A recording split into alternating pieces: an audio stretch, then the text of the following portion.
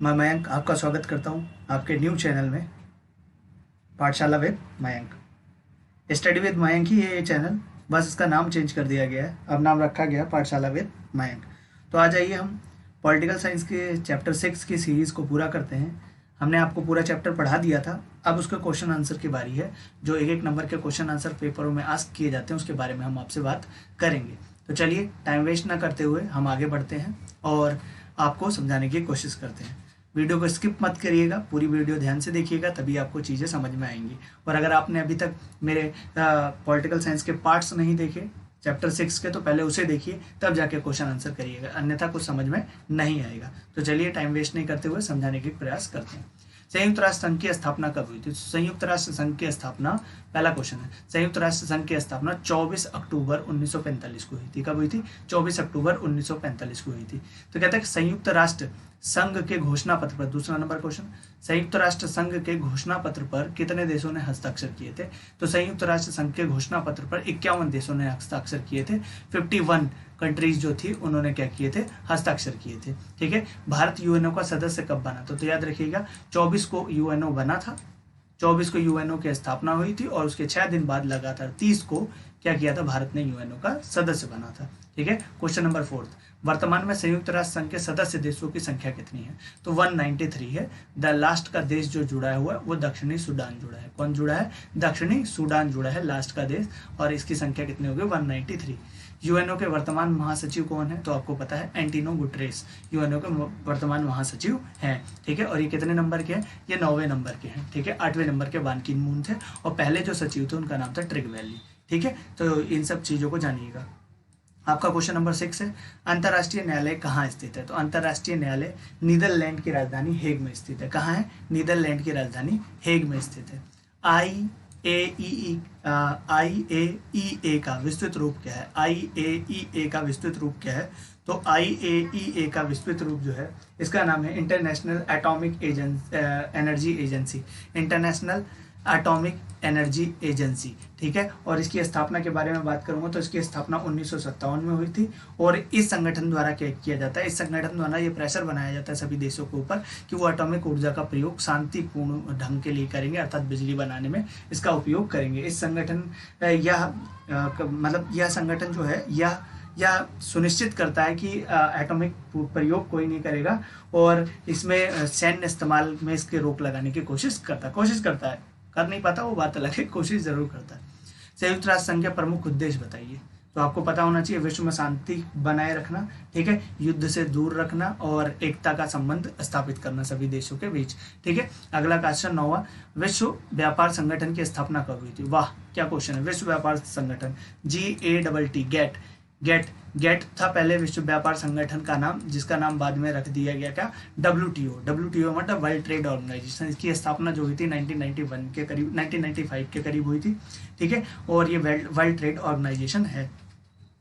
ठीक है। अब वर्ल्ड ट्रेड ऑर्गेनाइजेशन क्या करता है? तो वर्ल्ड ट्रेड ऑर्गेनाइजेशन का काम है कि विश्व में सभी को व्यापार करना और कर मुक्त व्यापार कराना, और जितने भी व्यापार के नियम कानून सब हैं सब उसको बनाने का काम वही करता है। प्रथम विश्व युद्ध के बाद युद्ध को रोकने के लिए कौन से अंतर्राष्ट्रीय संगठन बनाया गया प्रथम विश्व युद्ध के बाद? तो याद है लीग ऑफ नेशन था। लीग ऑफ नेशन प्रथम विश्व युद्ध के बाद खत्म हो गया और जब द्वितीय विश्व युद्ध हो गया तो उसके बाद क्या बनाया गया? प्रथम विश्व युद्ध के बाद जो बना उसका नाम था लीग ऑफ नेशन। ठीक है। कौन सा बना था? League of nation. प्रथम विश्व युद्ध के बाद कौन सी संस्था बनी थी? League of nation. और दूसरे विश्व युद्ध के बाद यूएनओ की स्थापना हुई। समझ में आ गया आप लोगों को? दूसरे विश्व युद्ध के बाद यूएनओ की स्थापना हुई। प्रथम विश्व युद्ध के बाद ये लीग ऑफ जो नेशन बना और उसकी जरूरत यूएनओ बनाने की जरूरत क्यों पड़ी? तो मैंने आपको बताया था कि प्रथम विश्व युद्ध में जो लीग ऑफ नेशन था वो द्वितीय विश्व युद्ध को रोकने में असफल रहा, जिसके कारण यूएनओ को बनाने की जरूरत पड़ी। अगला क्वेश्चन है 11वां, UNHCR क्या है? इसका विस्तृत रूप लिखिए। तो UNHCR united nation human right commission है। United nation human right commission है जो ह्यूमन राइट्स के बारे में बात करता है। विश्व बैंक की औपचारिक स्थापना कब हुई थी? औपचारिक स्थापना तो 1945 में विश्व बैंक की स्थापना हुई थी। औपचारिक स्थापना वर्ल्ड बैंक है और वर्ल्ड बैंक की जो ऑफिस है, मेन ऑफिस है, वो कहाँ है? आपका वॉशिंगटन DC में है। वर्ल्ड बैंक का मेन ऑफिस कहाँ है? वॉशिंगटन DC में। संयुक्त राष्ट्र संघ की सुरक्षा परिषद में, देखो संयुक्त राष्ट्र संघ की सुरक्षा परिषद, 13वां क्वेश्चन 30 नंबर, संयुक्त राष्ट्र संघ की सुरक्षा परिषद में 5 अस्थायी 5 अस्थायी सदस्य हैं और 10 इसके अस्थायी सदस्य हैं। कितने हैं? 10 इसके अस्थायी सदस्य हैं।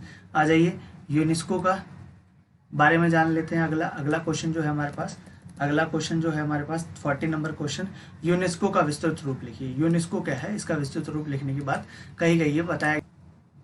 तो इसका नाम है, यूनेस्को का पूरा नाम जो है वो है united nation education scientific cultural organisation. United nation education scientific cultural organisation, संयुक्त राष्ट्र, ठीक है, संयुक्त राष्ट्र पर्यावरण और वैज्ञानिक और सब कल्चरल ऑर्गेनाइजेशन, इस प्रकार से। किस चार्टर के अंतर्गत संयुक्त राष्ट्र संघ की स्थापना की गई थी? तो संयुक्त राष्ट्र संघ की स्थापना जो की गई थी, संयुक्त राष्ट्र संघ की स्थापना अटलांटिक चार्टर के रूप में की गई थी। किसके रूप में की गई थी? अटलांटिक चार्टर के रूप में की गई थी। अगला है, अंतर्राष्ट्रीय मुद्रा कोष के कोई 2 कार्य बताइए।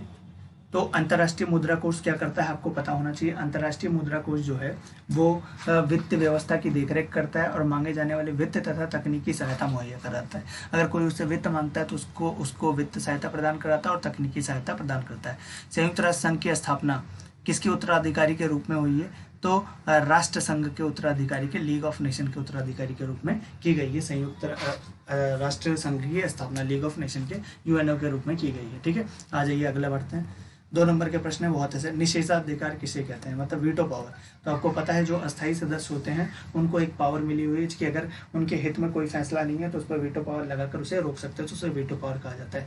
विश्व बैंक के 2 कार्य बताइए। तो वही है, सस्ते ऋणों पर क्या करना, ऋण मुहैया कराना, और पूरे विश्व का बैंक है, उसकी स्थापना 1945 में हुई थी। ठीक है, विश्व बैंक के मुख्य कार्य, सुरक्षा परिषद में अस्थायी सदस्यों का नाम बताइए। तो आपको पता है अमेरिका,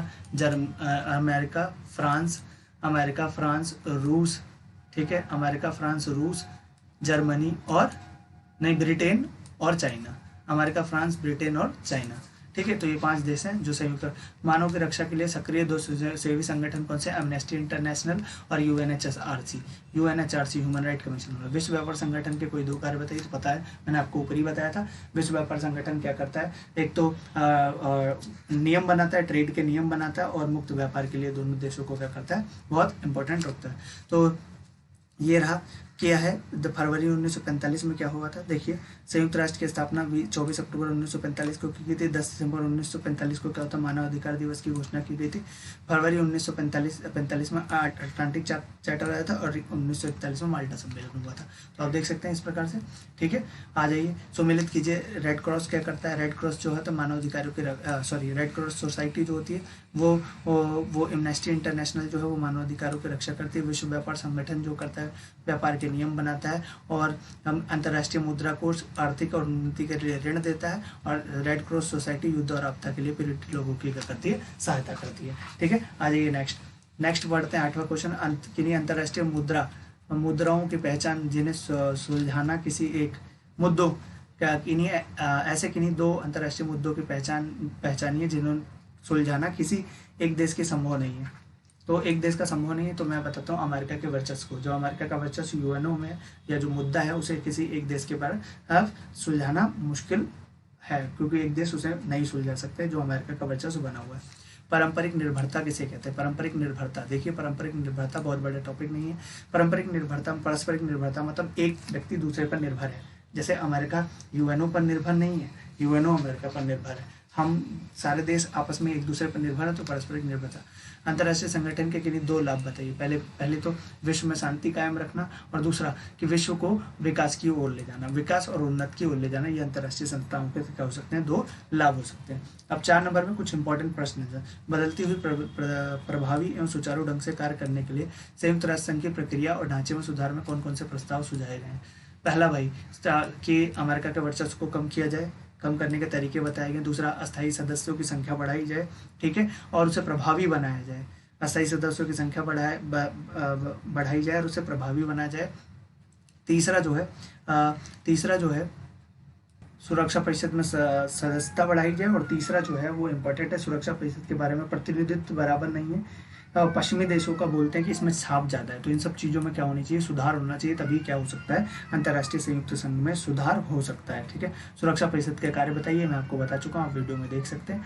वीडियो को ख़त्म करना चाहूँगा और कुछ इंपॉर्टेंट प्रश्न है मैं आपको बता देता हूँ, आप इसको एक होमवर्क के रूप में समझ सकते हैं। देखो, संयुक्त राष्ट्र संघ के मुख्य सिद्धांत क्या है, एमनेस्टी इंटरनेशनल के कार्य क्या है। ठीक है, ये आपके बहुत इंपॉर्टेंट प्रश्न है, ये दोनों आप मुझे कमेंट सेक्शन में या मेरे फेसबुक पेज पर जाकर वहाँ पर कर सकते हैं। आप मेरे फेसबुक पेज पर भी मुझे फॉलो कर सकते हैं, स्टडी विद मयंक के नाम से मेरा फेसबुक पेज है।